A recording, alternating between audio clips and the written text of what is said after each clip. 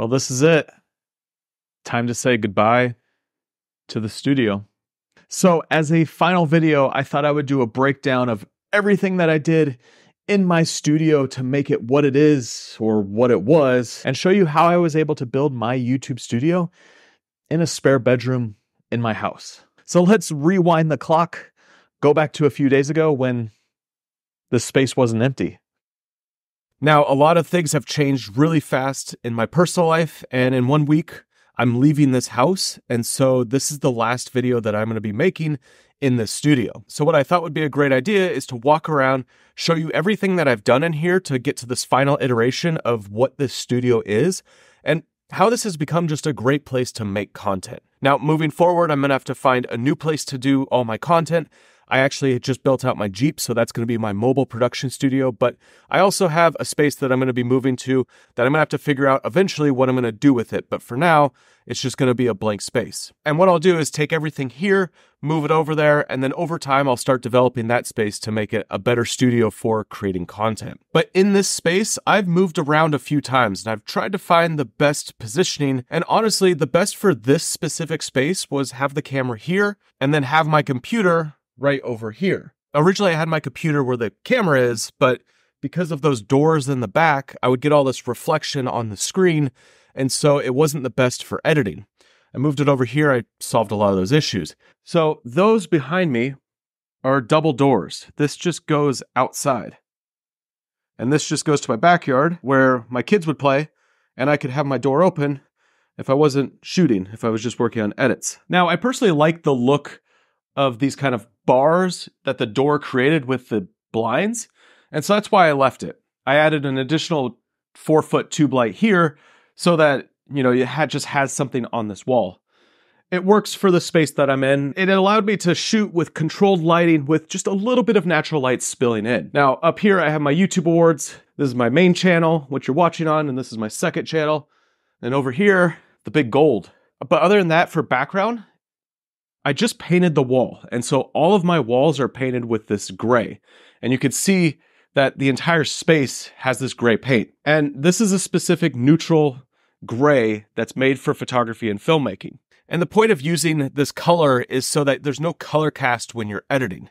So when I'm over here on my computer, I don't see any different colors, like it doesn't look a little warm or a little blue with this neutral gray. It just makes it a lot easier to do color grading when I'm really focused on specific color. Now, also in this space, I have carpet, which helps with sound, and then up top, I put acoustic foam. So I just layered the ceiling with acoustic foam, and between that, it got rid of a lot of the reverb in this space. It's still not perfect, but it's good for the space that I'm in. Now, in terms of how I have this set up, I have my desk back here. It's a 7-foot desk with my whole computer set up. I have another desk here is where I sit to shoot. So it's kind of like an L shape. It's not an L desk, but it has this L shape. Maybe in the future, I'll do an L desk in a different studio. But it's kind of nice to come over here, be able to shoot, go over there, work on my edits. And I just kind of have these two spaces to work in. Now, on the wall, I have a few prints. Otherwise, it was pretty boring there. And then in terms of background, I have a chair, a little desk, the magazine Adventure Journal, YouTube formula, a little plant, another little plant, and then I have Husky shelves that I work off of. So this is all camera gear. I have a big shelving unit here, more Husky shelves over here. I have a pegboard wall here, and then I have my closet, which has all my computer equipment. And then the last thing is I did set up blackout blinds. So if you see on this back window over here, I have the blackout blinds pulled down. They're not perfect. A little bit of light comes around the edge. And then behind me, the whole door could be closed and I could have just blackout blinds on that door. But essentially, that's the space that I'm working in and how I have it set up. And so let's talk about the lighting of this space. I kind of already mentioned how I did the background. It's natural light and then one 4-foot tube light. Now, my key light, what I use for when I'm filming here, is just an Aperture 60X. So you can see right here, I have a small softbox on it, and it's the Aperture 60X. I don't need a ton of brightness in the space because I'm controlling all the light except for that little bit of spill in the background. So I don't even have something like a 300D. It's only a 60X. It's good enough for this space, and it's easy. Now the light is on an arm that I've actually have mounted to the wall. And so I've drilled it into the wall up top, and this allows me to swing this away and move it in different places. So if I'm doing some B-roll on this table here. Well, I can move it in different ways to get some different shots. And also, when I want to, I could just swing this away and get rid of it and move it out of my way if I need to work over here on these cabinets. Now for my hair light, I'm using another 4-foot tube, and this just hangs up above me. I have another one of these wall mounts that allows me to boom it out. And this not only gives me a rim light on my shoulders and my head, but it also brings up the general ambience of the room. So it's kind of serving two purposes, and that's why I used a 4-foot tube over just like a specific spotlight. Now, the last thing that I did is I replaced all the ceiling lights with Philips Hue lights. So I'm able to change the color and be able to just flip on my light switch and I have this background set up. Now I could change these to any color that I want, but this is kind of the style that I've been set on for a little while, and I just kind of leave it on that. But having lights that aren't reliant on batteries and having lights that are all plugged in makes this whole process super easy to flip on and start recording. A big part of this space was maximizing the amount of use I could get out of the space and not just have one setup. So my light, my microphone here, I swing these away and then I have a much bigger space, and then I can remove this table as well, and it's nice, big, and open. But also I could keep these things in place if I want to. So I like having things mounted to the walls versus having stands all over the ground. Now in terms of camera, I'm shooting with the Sony FX6. It's kind of overkill for this situation. However, I have these for my client work, and for me it's just a great tool for the setup that I have in here. Now I have audio running up to this one stand. It's a boom stand that allows me to boom over. And I'm using a Rode microphone here on the end. It's a shotgun microphone, and this allows me to get better audio when I'm sitting at my desk. Now my lens, I'm using a 35 1.8, and I stopped down to an f2 in a space that allows me to get the blurry background in the back, especially with the small space that I have, but you don't need a super expensive lens to get a good look. The 35 1.8 is perfect for this style of creating. And basically I just have this camera set up at all times unless I need to take it away for some of my client jobs, but it allows me to just have a camera where I could turn on the power, hit record, sit down, and start shooting. And for me, that's one of the biggest things that I want out of a space for my YouTube studio, because I make a ton of content here on this channel, but I also have the Creator Film School, which is my online course platform where I teach the whole process of how to be a creator and all the different techniques that I use to make better videos. And having a camera on a tripod where I could just go and hit record makes a huge difference in being able to just make more content and have less barriers in my way to actually start recording. And so that's something that I really look for whenever I'm putting together a space, is having the ability to flip on a few lights, hit record, sit down, and just start shooting, and know that I'm gonna get a good shot every time. Now for gear storage, I have these Husky shelves. And you'll see when I go inside here, everything's organized by like types of cable, or it's all organized by these little trays. So I have different action cameras in here. I have a bunch of audio equipment in here. I have lots of batteries for all my drones in here. Gimbal stuff. Filters. And then when we move over to my shelf over here, this is where I have everything else. So I have Pelican cases with more gear. I have all of my drones set up. Then I have all of these different cases for different purposes. So like audio, these are 3 different audio cases. I have my DJI transmission. I have some live streaming equipment. I have wireless transmitters, action cameras. All my gimbal stuff that doesn't fit in the drawer stays down here. And then I just have some extra accessories. And coming up with this whole shelving system was one of the big frustrating points for me, because I always had like extra gear floating around. And so one of the things I've been doing recently is really going through and simplifying my whole setup to only the gear I actually use or the gear that I might use once in a while. And I've been going through and actually selling a ton of gear. Because I do this full time, YouTube, but also I have a production company, I've accumulated a lot of gear over the years, and I realized that there's a lot of things that just I don't use anymore. And so I've been going through and I sell all of my gear over on a website called Gear Focus, and I could post any of my camera gear on this website and it all sells fairly quick. If I'm not using something, I'd rather use that money to work on my future videos or to buy gear that I'm going to be using in the future. So one of my big purchases is going to be the A9 III. This is the A7S Mark III. So I use the FX6, the A7S III, but I'm going to be switching out for the A9 III for a lot of my YouTube content, which I know is overkill for a lot of creators. It's a $6,000 camera. However, for me, it has a lot of the things that I want. And for me, it's just a great camera to use for a lot of my YouTube content. Now over here in the corner, I have 2 more Husky shelves. It gives me more workspace if I need to like work on something, lay out gear.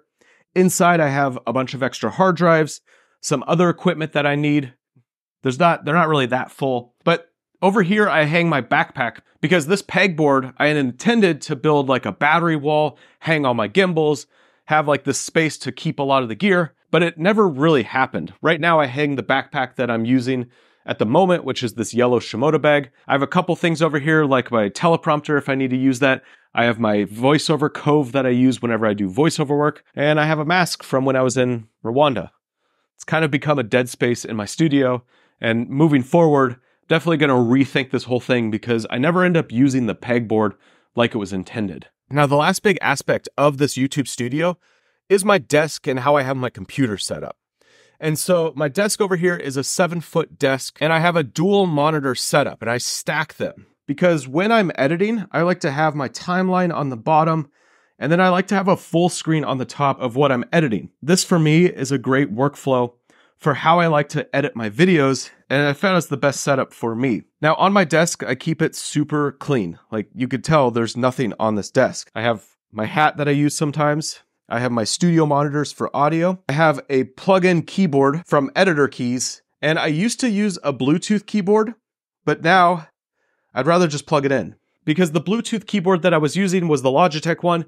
It's great, but then once in a while it wouldn't connect, and it was just such a frustrating moment for me that I finally just went ahead and got a wired keyboard, and I actually really like this one from Editor Keys. Now the mouse I'm using is a Logitech mouse. This thing I've never had issues with connections, so I don't know what it is with the keyboard versus the mouse, but the Logitech mouse works great. Now also on my desk, I have my phone with a Peak Design charging stand. You can see it just run through with a wire. And then I have my little IKEA plant that just seems to show up in all of my studios. Last thing is my Yeti cup with my iced coffee. Been going through a lot of iced coffee with all the stuff that's been going on lately. But that's it for my editing setup. Personally, I'm someone who likes to keep everything super clean. Like I don't like a lot of clutter. And I see a lot of creators' desks that they have all these different things on their desk. And for me, when I'm able to keep it completely clear, I can focus on what I'm editing. Personally, I'm just someone who likes things super clean and minimal whenever I'm working. And that's why you'll notice in this space, it's a very minimal setup. Like it's only the things that I'm actually using and not a lot of extras. The only like art I have are 3 drone shots, which I'm going to switch out in my next studio. I'll do some other prints. I've got my plants. I got one in the corner here, one in the corner here, just to add some green in the background. But otherwise, it's fairly just clean and minimal. Now, another thing that's really important for my studio space is my AC unit up here. So you'll see it up there in the corner. I installed that when I moved into this space because both of my last studios had no AC. I was in a 3rd-story apartment on my first studio, no AC. And then my second studio was in a garage. And again, it was no AC. And it makes such a difference having a controlled atmosphere that you can shoot in.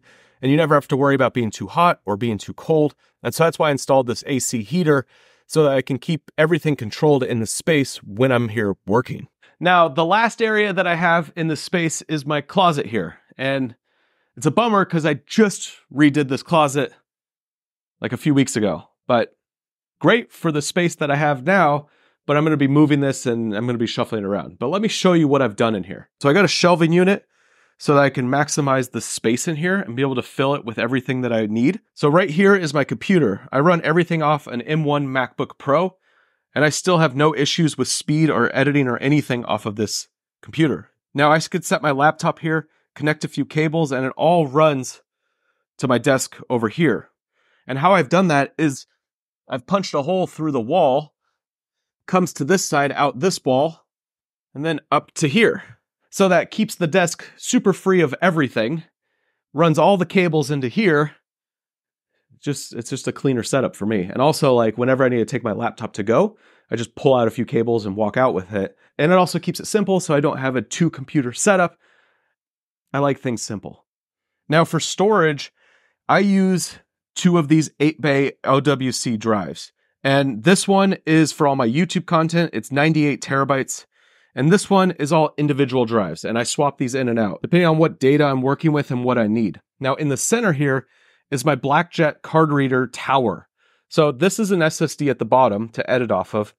This is just an SD card reader, and this is a CFast Type A reader. And all of these are modular, so I could pop these out and add different cartridges in here for what I need. So whether it's card transfers or it's extra SSDs, I have 4 different slots here that are all connected via Thunderbolt, so it all has a fast connection. And you can see I have a whole box of different trays here, hard drives, different types of card readers. So it's either I have these big drives, a little bit slower, or I can work off these fast SSDs, but this is also my card reader. Now I have another video on my channel here that goes through my whole backing up workflow, how I deal with all my backups, all of that, and I'll include it in the description so you can check it out if that's something you're interested in. But also down here, I have a rack. This has my battery backup. It's got some different things like my card boxes. These are from Polar Pro, the Slate. They work pretty well. Some extra hard drives, SSDs, all of that. Now, the last thing that I work off of is small SSDs if I need a drive to be able to move with me that's not staying here in my studio. So I have one port open to just put in small SSD drives that I could work off of. Now, also in my closet here is all of my camera gear. And you can see I don't really have a whole lot of camera gear left. This is pretty much all that I have left after I sold a bunch. So I have my ZV-E1, I have my 35, 50, 85, 16 to 35, 20 to 70, 70 to 200. And then I have my 4 battery charger for in the office. And then I have the new Peter Lindgren 3 battery charger with card holder, which I use when I move around now. And I'm shooting on the 20mm 1.8. And then I have the 35 1.8 over there. And that's pretty much all the gear that I have, except for some of the bigger 28 to 135s that I use with the FX6s up here. That's client work. But I've basically gone through and sold a lot of my cameras lately and all my lenses. And so I have my A7S III, ZV-E1. So basically for smaller cameras, A7S III and the ZV-E1, and that's it. Now for the ZV-E1, I don't use it as much because that camera does overheat at times. And so I find myself grabbing my A7S III, and whenever the A9 III shows up, that's going to be my main camera. But that's pretty much the whole studio setup. That's how I have this whole space set up for making YouTube content. Super simple. That's the way I like it. But as soon as I stop recording on this camera, I'm going to tear it all down. So if you have any questions about this setup, any of the gear that I'm using, let me know down below in the comments. Also, if you're not already, make sure you subscribe to this channel. Well, that's it. Time to leave. But next, you should check out this video right here, which goes through my 9-shot formula so that when you're out filming, you never miss a shot. I'll see you on that video.